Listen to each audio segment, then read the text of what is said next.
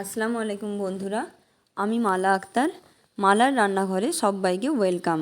আসুন আজকে শিখি কিভাবে কম সময়ে গাজরের হালুয়া বানানো। প্রথমে গাজরগুলোকে খোসা ছাড়িয়ে ভালো করে ধুয়ে গ্রেট করে নিতে হবে।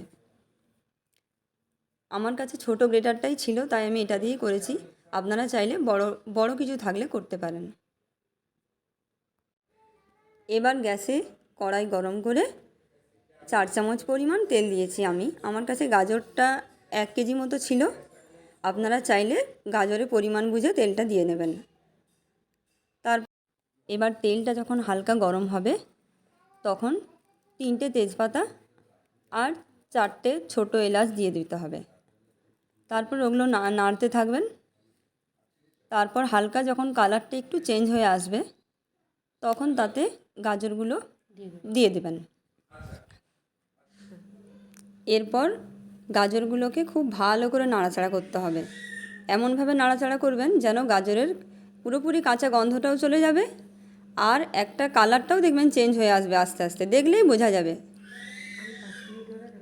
আমি এখানে 10 মিনিট মতো নাড়াচাড়া করেছি। ভালো করে নাড়াচাড়া করার পর তারপর দুধ দিতে হবে সেদ্ধ করার জন্য। আমার গাজরটা 1 কেজি ছিল, তাই আমি 1 লিটার দুধ ব্যবহার করেছি। আপনারা আপনাদের পরিমাণ মতো করে নেবেন। এবার দুধটা দেওয়ার পর ভালো করে নাড়াচাড়া করে তারপর একটুক্ষণ ঢাকা দিয়ে সেদ্ধ করে নিলে ভালো হবে।